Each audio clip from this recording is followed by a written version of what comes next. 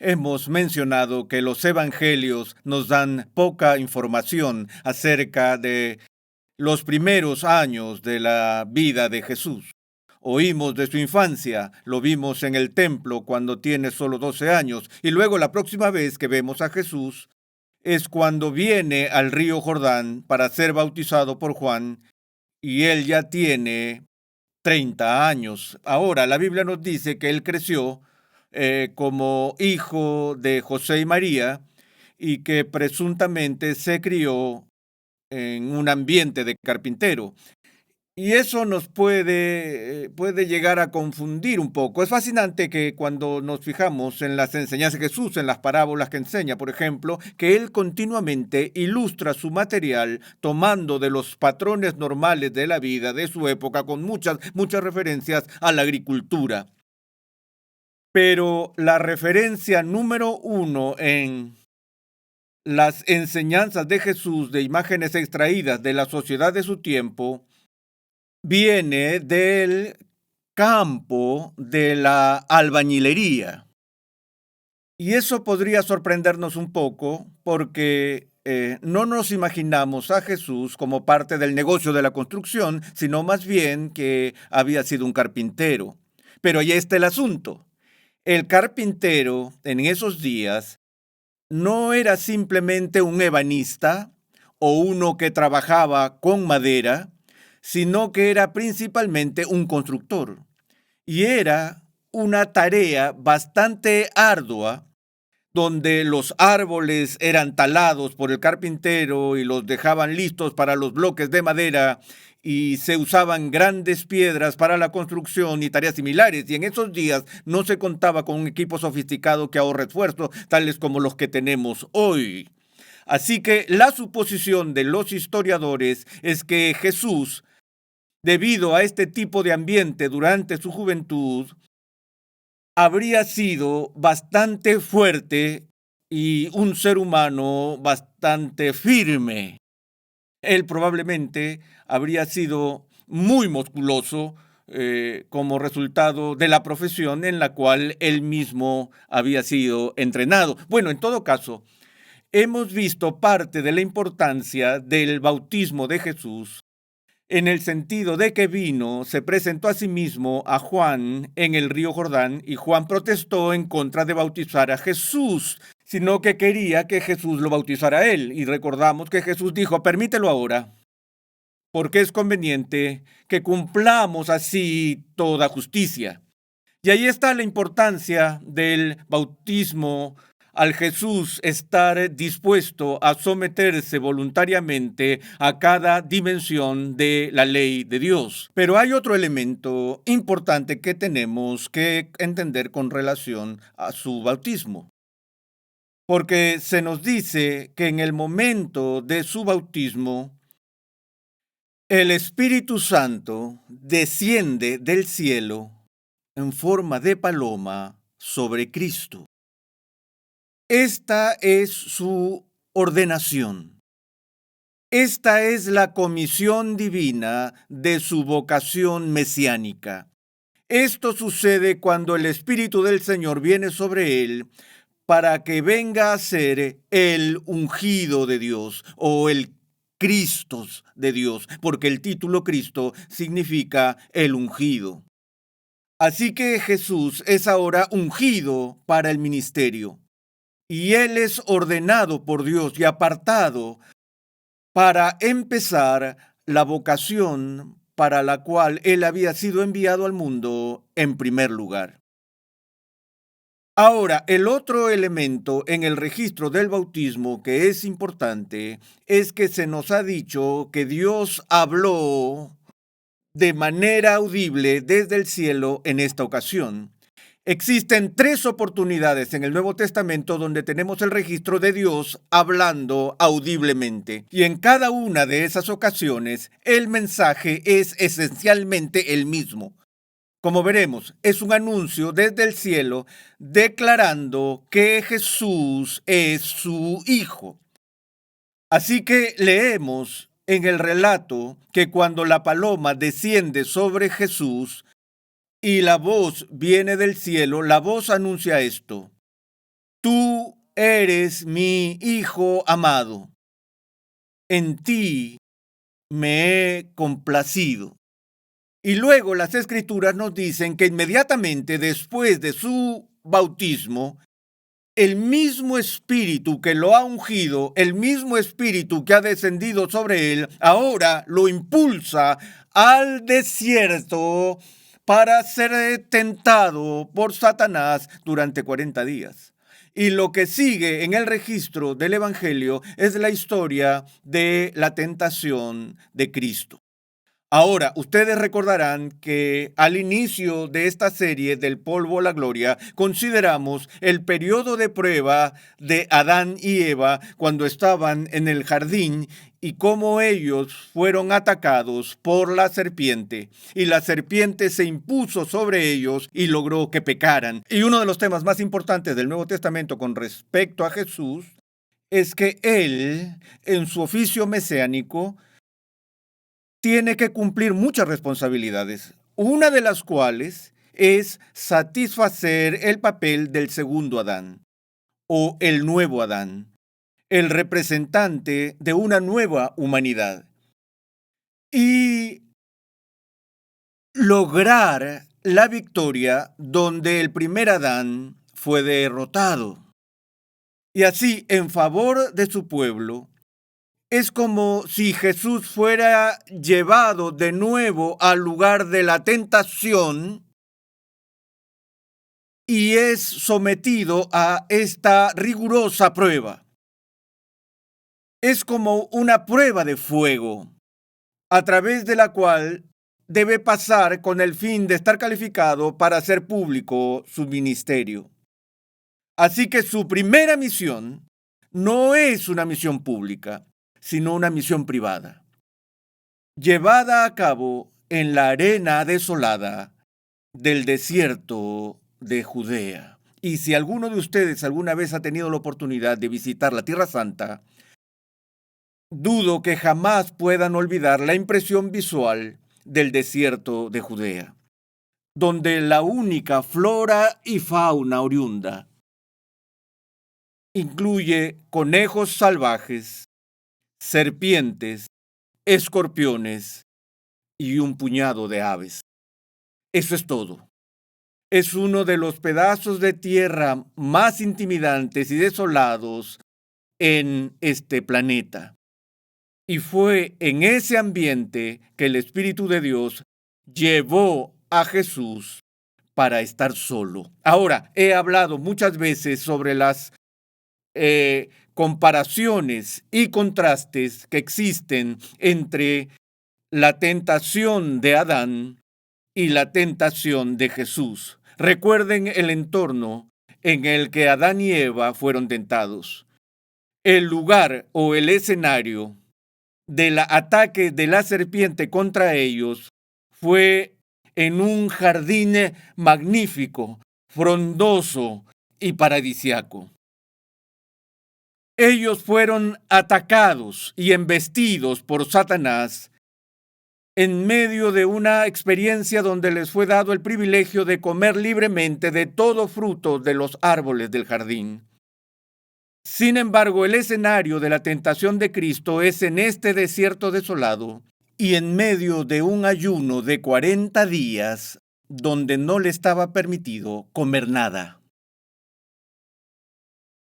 Cuando Adán fue tentado, contó con el valioso apoyo de una compañera, una ayuda idónea que había sido diseñada especialmente para él, para animarle, para apoyarlo.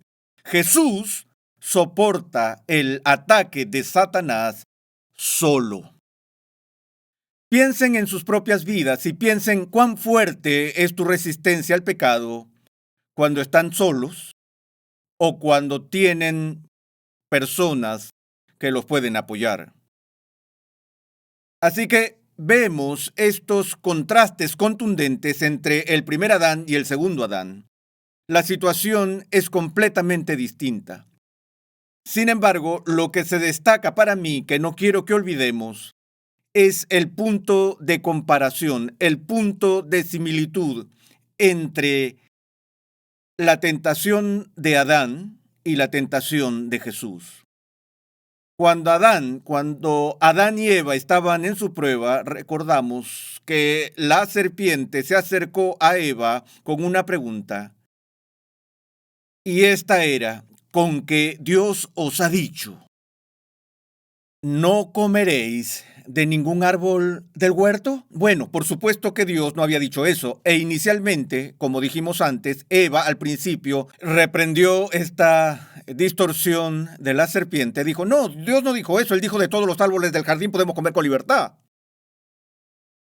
Pero el asunto que quiero que recuerden es que el punto del ataque de Satanás en contra de nuestros padres originales era el tema de generar dudas sobre la autenticidad, la veracidad y la fiabilidad de la palabra de Dios. Ese fue el punto de ataque.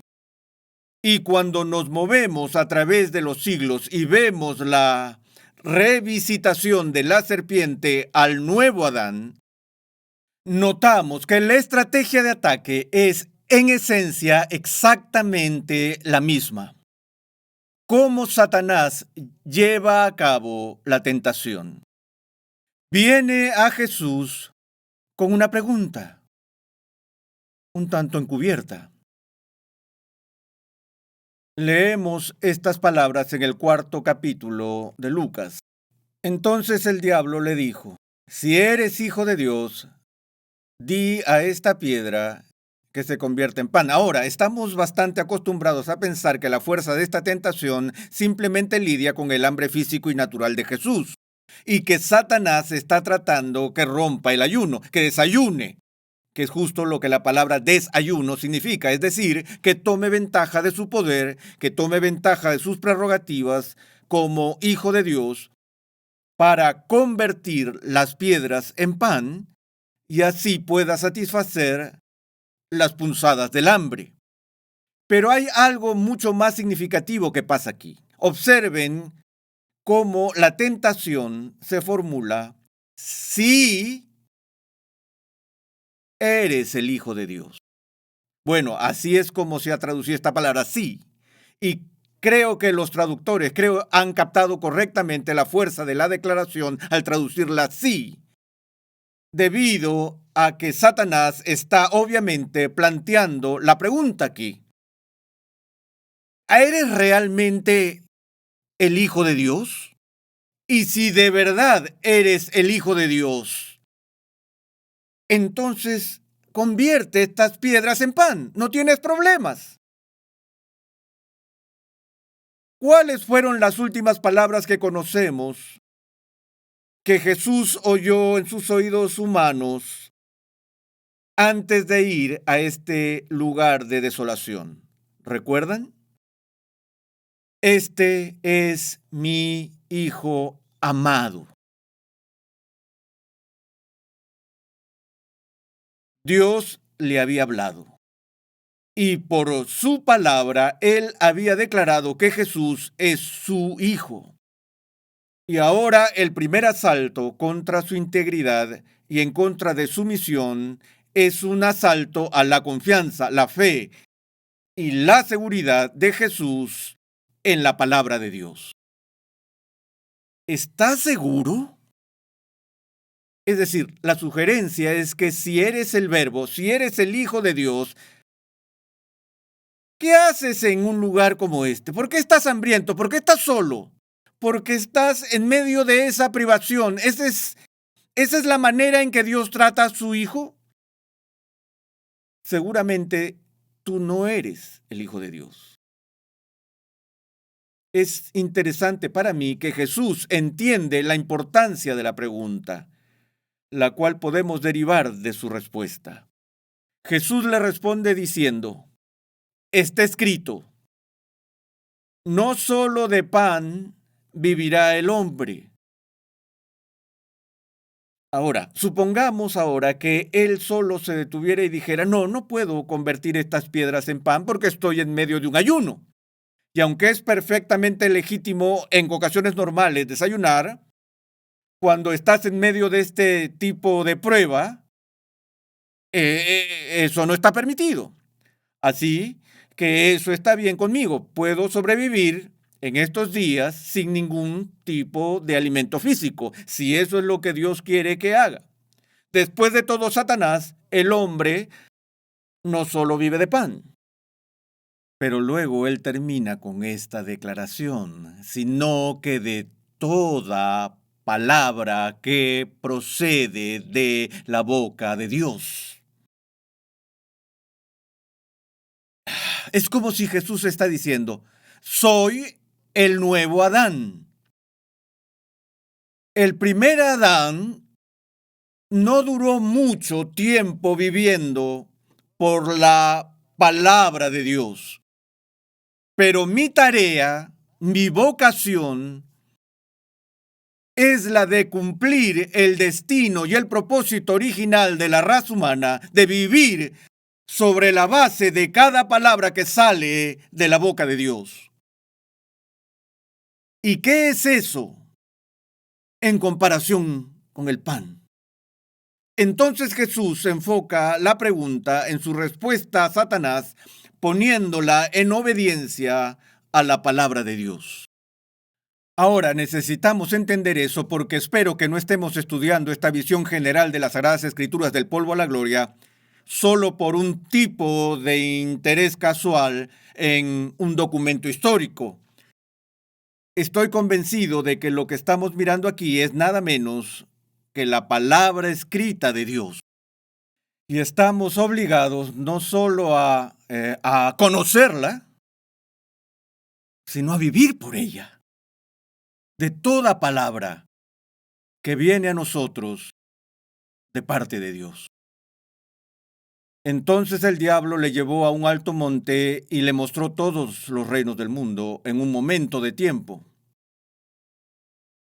Y el diablo le dijo, todo este dominio y su gloria te daré, pues a mí me ha sido entregado y a quien quiero se lo doy. Por tanto, si te postras delante de mí, me adoras, todo será tuyo. Respondiendo Jesús le dijo, vete, Satanás, porque está escrito, al Señor tu Dios adorarás y a solo a Él servirás.